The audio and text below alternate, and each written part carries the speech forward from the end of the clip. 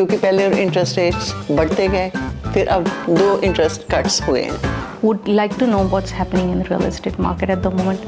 Very well said that there are 2 consecutive interest rate cut and 50 basis point cut.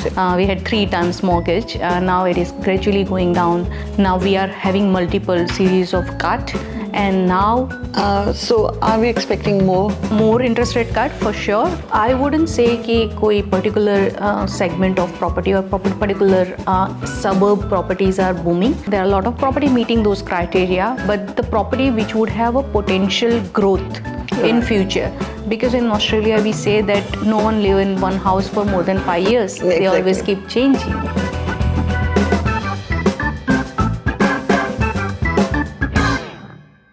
Sat Shri Akal, Melbourne. Welcome to the very first episode of Real Estate podcast series on Sanjhi Awaaz radio. I'm your host Shama Pangu, and I'm thrilled to bring you a show all about real estate, the homes we live in, the investments we make, and the dreams we build for our families. Whether you are a first-time buyer, a seasoned investor, or just curious about the Australian property market, this podcast is for you. And we have Nirali Desai, a renowned name in the real estate industry, who knows all about real estate and is a very, very experienced person in real estate. Nirali, thanks a lot for giving us this opportunity कि हम आपसे बात कर सकें real estate के बारे में और इंसाइट ले सकें कि आजकल क्या चल रहा है। तो सबसे पहले हम बात करेंगे इंटरेस्ट रेट्स की, क्योंकि पहले इंटरेस्ट रेट्स बढ़ते गए, फिर अब 2 इंटरेस्ट कट्स हुए हैं। तो उसका क्या इम्पैक्ट पड़ा है इसमें प्रॉपर्टीज़ पर? Absolutely. Thanks for having me. First of all, thank you, Shamaji. You have been doing it for me and yourself, as well as our the audience would like to know what's happening in the real estate market at the moment. Very well said that there are 2 consecutive interest rate cut and 50 basis point cut has made a lot of talk. It was anyway inevitable. We were all expecting that it is going to happen this year. It has delayed, but finally we are here. Finally. So it has not helped the mortgage holders reduce their payment, but it has also created a lot of confidence in the market back. Like, people are thinking that worst is behind us. We had 3 times mortgage. Now it is gradually going down. RBA is very confident now as well that now we are having multiple series of cut, and now the buyers are back in market, who have been holding property to put it in a market. Sellers, they are also seeing the energy and they are coming back to market, which is a good thing for us in real estate. So are we expecting more? We are expecting more interest rate cut for sure. We are also expecting more listing to come in the market for the sellers who have been sitting on fence. तो अगर हम बात करें कि property types की जो interest rate cut मिले हैं हमको, उसकी वजह से अभी किस टाइप की प्रॉपर्टीज़ हैं जो डिमांड में हैं और कौन से एरियाज़ में? तो आई वुडंट से कि कोई पर्टिकुलर सेगमेंट ऑफ प्रॉपर्टी और particular suburb properties are booming, but the property that has a good land size, as always. You are sitting on 1000 square meter block, but that is a dream for most of the buyer at the moment. So they would be liking a property which has at least 350 to 400 square meter land. They are wanting the lifestyle. So lifestyle, when I say shops, schools nearby, public transport if that is possible as well. And also a little bit of space. So there is a small of backyard for the kids to play and things like that. So those sort of properties in market. Having said that, there are a lot of property meeting those criteria, but the property which would have a potential growth in future, because in Australia we say that no one live in one house for more than 5 years. Exactly. They always keep changing, and that is also one of the stepping stone for them. So they are buying something, but they are also wanting those parameters to be met, and those properties are actually very hot cake. They are going very quickly in the market. Okay. When I talk about the location is future growth. We are talking about that is where the upcoming school has been planned, upcoming train station is like a Tarnet West and things like that. So those areas. So still the inner suburbs are in demand and the Inner suburbs are always been in demand, but that's where the stagnation of the growth as well. Right. So me as a buyer or you as a buyer or investor, where you would put your money, that is the outer suburbs. Oh, okay. Where the lot of infrastructure development is going. Now we are almost at end of Westgate Tunnel project.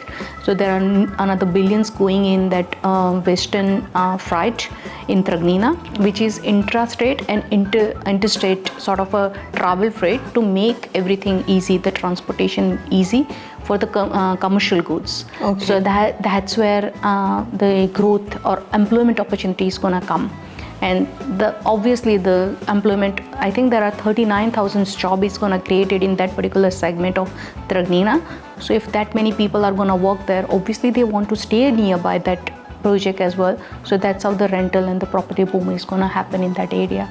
I would say to any investor, invest where is the crane, not the cafes. That's where the money is. Okay, so in other words, you're suggesting that Melbourne's West is the best for investors. Obviously, where else in whole Australia you can find, which is a metro city like a Melbourne International, in the 600,000. So that is like no-brainer for me, that if you are able to get something in 600,000, whatever the coffee you were paying 10 years ago, $2.50 or something, has become $6. So 600 is gonna go to the $1 million. So average median house price in Melbourne is $952.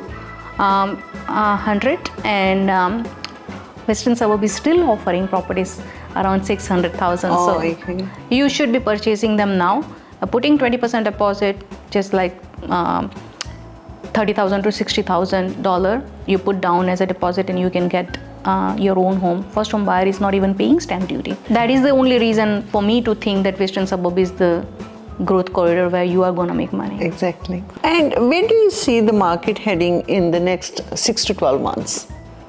So look, this interest rate cut has definitely helped us in getting the confidence back in market. Infrastructure development and all is also helping government boosting those areas as well, where they want the amenities to be built so the future population growth can be catered. Western suburb of Melbourne has always been the migrating people's choice. Reason is affordability first thing. Melbourne is always a melting pot of culture, so there are always welcoming different group of peoples, whether they are coming from Middle East or whether they are coming from India or whether they are coming from Chinese, Vietnamese or all other Asian countries as well. African community is also very big in here. So we have that inclusion sort of a mentality, and Western suburb is affordable. At the same time, Melbourne is offering a lot of jobs opportunity as well. That is the reason I believe Western suburb is the new future for next decade is for Melbourne, and that is for Western suburb.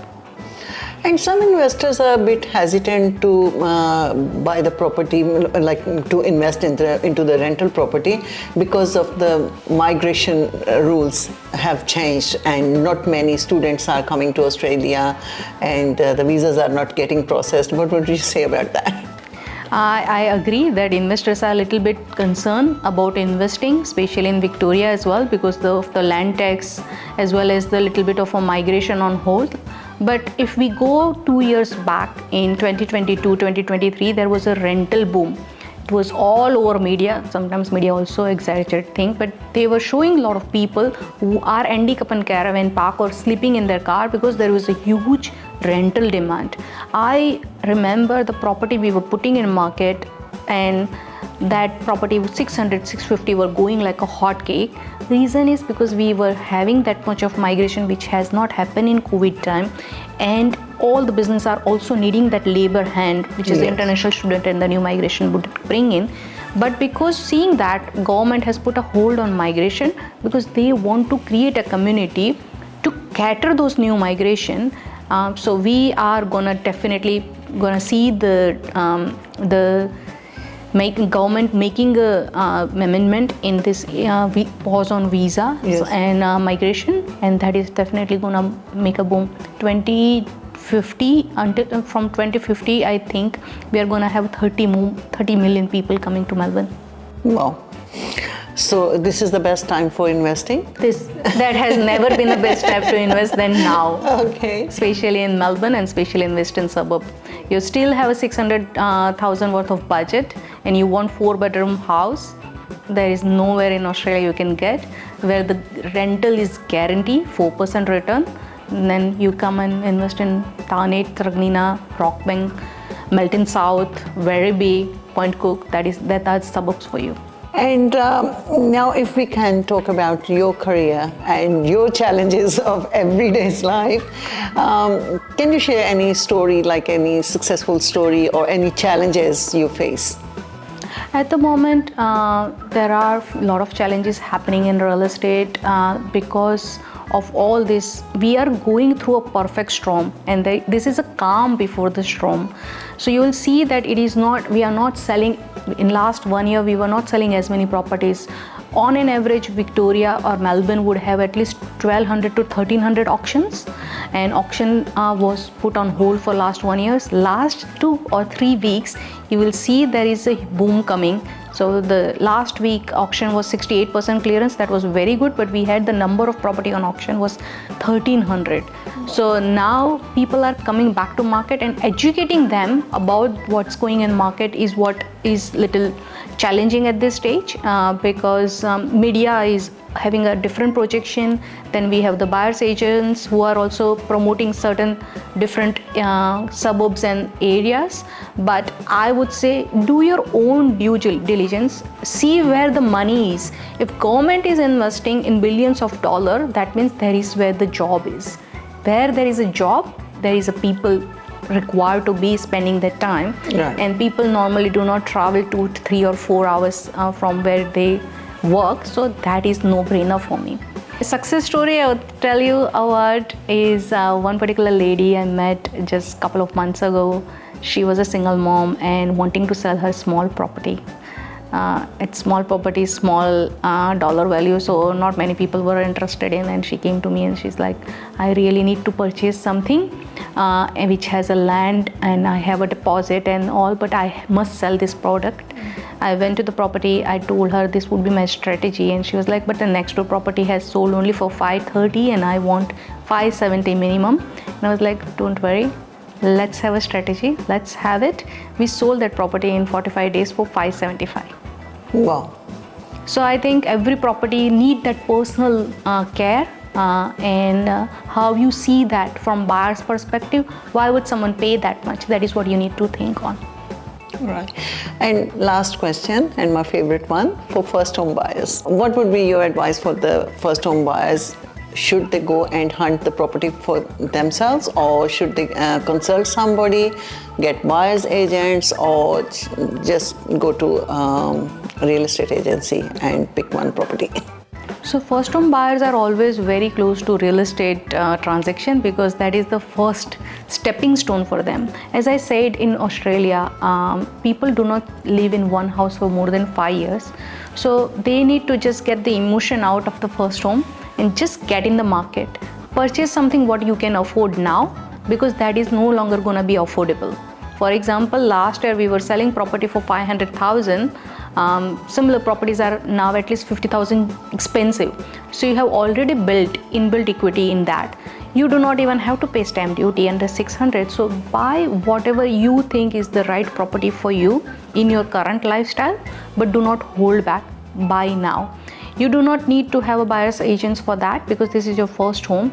You just look for the options, which school, which area, transport, and all these things, and think about that as just the 3 years house.